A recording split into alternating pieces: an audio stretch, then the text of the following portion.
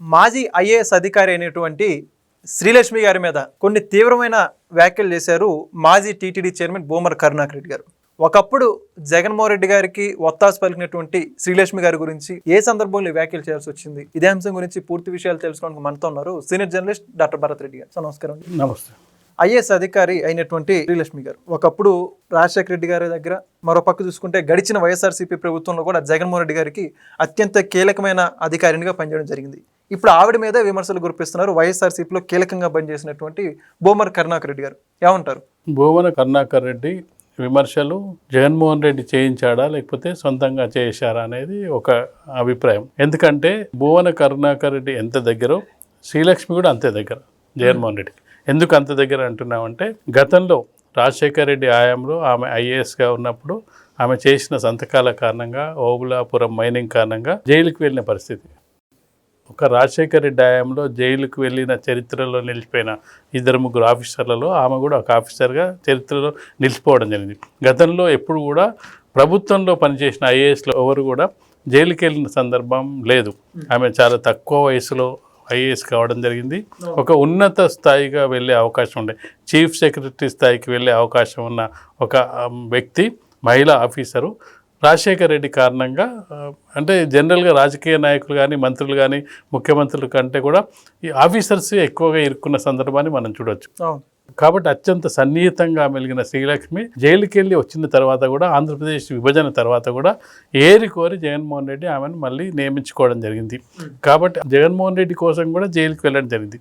ఇలాంటి 2 సందర్భాల్లో జైలుకి వెళ్ళిన కారణంగా జగన్మోహన్ రెడ్డికి అత్యంత సన్నిహితురాలుగా శ్రీలక్ష్మి మెలగడం జరిగింది. దాంతోపాటుగా భూమన కరుణాకర్ రెడ్డి మొదటి నుంచి కూడా రాజశేఖర రెడ్డి ఫ్యామిలీకి, వాళ్ళ వైఎస్ఆర్ ఫ్యామిలీకి చాలా దగ్గర వ్యక్తి.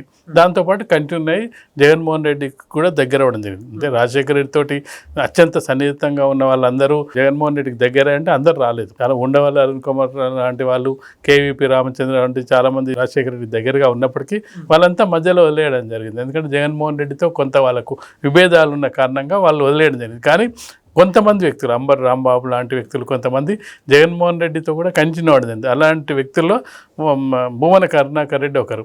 అలాంటి వ్యక్తి వైసీపీ ఉన్న సమయంలో చాలా అధికారాన్ని కూడా ఆయన వాడుకోవడం జరిగింది. అత్యంత సన్నిహితంగా టీటీడీకి 2 సార్లు చైర్మన్గా పనిచేయడం జరిగింది. ఒకసారి రాజశేఖర రెడ్డి హయాంలో చేయడం జరిగింది. మళ్ళీ అక్కడ విమర్శలు వచ్చినప్పటికీ అతను ఒక క్రిస్టియను ఎలా ఇస్తారు అని చెప్పినప్పటికీ, అయినప్పటికీ జగన్మోహన్ రెడ్డి వచ్చిన తర్వాత కూడా మళ్ళీ అతనికి టీటీడీ చైర్మన్గా ఇవ్వడం జరిగింది.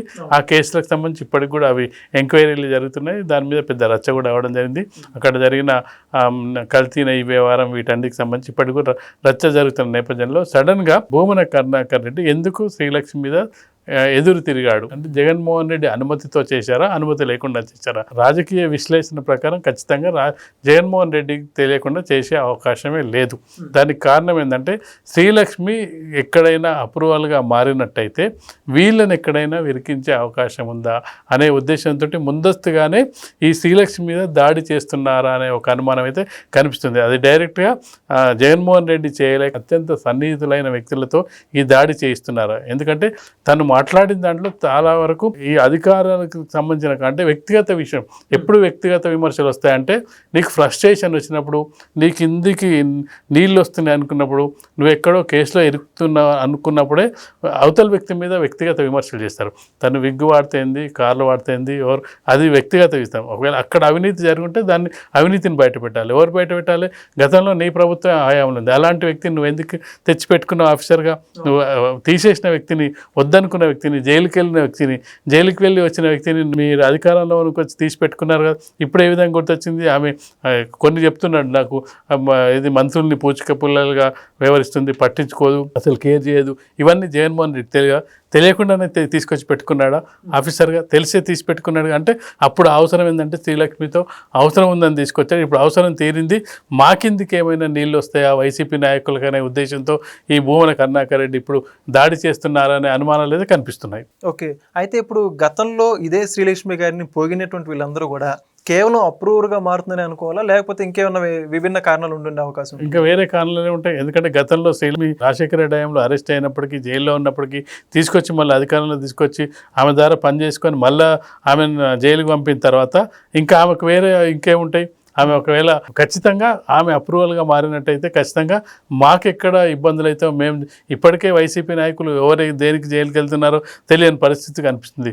ఒక్కొక్క స్కామ్లో చూసుకున్నట్టయితే ఎవరో ఒకరు వైసీపీ గతంలో పనిచేసిన వాళ్ళు వెళ్తున్న సందర్భంలో ఇప్పుడు ఆఫీసర్ మీద తోసేసే ప్రయత్నం ఏమైనా చేస్తున్నారా, తను ఏం పని చేయలేదని చెప్పే ప్రయత్నం చేస్తున్నారా, ముందస్తుగా ప్రణాళిక ప్రకారం ఆమె మీద దాడి చేసినట్టయితే వీళ్ళు తప్పించుకునే ప్రయత్నం చేస్తున్నారా అనే ఖచ్చితంగా అనుమానాలు అయితే వ్యక్తమవుతున్నాయి. ఆవిడ ఎందుకు స్పందించట్లేదు అంటారు మరి? ఆవిడ మీద ఈ విధంగా వ్యాఖ్యలు చేస్తూ ఉంటే అంటే రాజకీయ నాయకులు స్పందించడం వేరు, అంటే ఆఫీసర్లు స్పందించడం వేరు. అంత ఈజీగా స్పందించాల్సిన వాళ్ళకు అది ఉండదు. రాజకీయ నాయకులు అంటే ఒకరి మీద ఒకరు విమర్శ చేసుకుంటారు, వాళ్ళ మీద ఇది చేస్తుంటారు. కానీ ఒక ఐఏఎస్ స్థానంలో ఇప్పటికే ఆమె బురదల్లో కూరుకుపోయిందని చెప్పొచ్చు. ఎందుకంటే అవి ఐఏఎస్ ఆఫీసర్ కూడా పూర్తి స్థాయిగా ఒక నిజాయితీ పరంగా ఒక వాళ్ళకు రిటైర్మెంట్ అనేది ఒక ఆనందంగా వివరించే ఒక జైలుకి వెళ్ళి రిటైర్ అయ్యారు అంటే అది ఖచ్చితంగా వాళ్ళకు ఒక అవమానకరంగా మచ్చలాంటిది. ఎందుకంటే ఐఏఎస్ ఆఫీసర్ అంటే మామూలు విషయం కాదు. అంటే ఒక కళ. ఐఏఎస్ చదవడం అంటే చాలామంది లక్షల్లో అటెండ్ అవుతుంటారు. ఆ లక్షల్లో ఇందులో వాళ్ళు సెలెక్ట్ అవుతారు, వేలల్లో ఉంటారు. ఆ వేలల్లో టాప్ 100లో, టాప్ 50లో, టాప్ 1000లో ఉండే వ్యక్తులు అంటే అది చాలా అత్యంత కీలకమైన ఇది. నీకు రాజకీయ నాయకులు 5 ఏళ్ళకి ఒకసారి మారిపోతుంటారు, కానీ ఒకసారి ఐఏఎస్ ఆఫీసర్ ఒకసారి సెలెక్ట్ అయిందంటే 30-35 ఏళ్ళ సర్వీస్ చేస్తుంటారు. 30-35 ఏళ్ళ కాలంలో వాళ్ళు ఎంతోమంది మంత్రులను చూస్తారు, ఎంతమంది సీఎంలను చూస్తారు, ఎంతమంది ఆఫీసర్లను చూస్తారు, కింది స్థాయి వాళ్ళని పై స్థాయితో పైన సీఎం లాంటి మంత్రులు లాంటి వ్యక్తిని చూస్తారు, కింది స్థాయిలో ఉండే ఆఫీసర్స్తో కలిసి పనిచేస్తుంటారు. కాబట్టి అత్యంత బాధ్యతాయుతమైనది, సేవా నిరతితో కూడుకున్నది, ఎలాంటి అవినీతి ఆరోపణ లేకుండా రిటైర్మెంట్ బయటపడాలనుకునే దీన్ని వాళ్ళు ఈ రాజశేఖర రెడ్డి కారణంగా ఒకసారి ఆమె అవినీతికి పాల్పడి జైలుకి వెళ్ళినప్పటికీ మళ్ళీ రెండోసారి కూడా అదే పని చేయడం జరిగింది. ఇక ఇప్పుడు ఆమె చేతిలో ఏముంది? రేపు ఎప్పుడైనా ఒక ఎగ్జాంపుల్ ఏంటంటే బయట రాష్ట్రాల్లో కూడా చెప్తారు, మీ దగ్గర ఐఏఎస్ ఆఫీసరు అరెస్ట్ అయ్యి జైల్లో వెళ్ళలేదా అని చెప్పి బయట భారతదేశంలో ఉన్న రాష్ట్రాల్లో కూడా ఒక మచ్చలాగా ఒక ఎగ్జాంపుల్గా తీసుకునే అవకాశం ఉంటుంది ఖచ్చితంగా. ఇప్పటికైనా ఆమె నేను అంటే చేసిన ఈ తప్పుల్ని బయట వేసుకొని ప్రయత్నంలో భాగంగా ఆ భయంతో వైసీపీ నాయకులు ఏమన్నా ఆరోపణలు చేస్తున్నారనే అనుమానాలు అయితే కనిపిస్తున్నాయి. Thank you sir. Please subscribe to Leo news for more videos.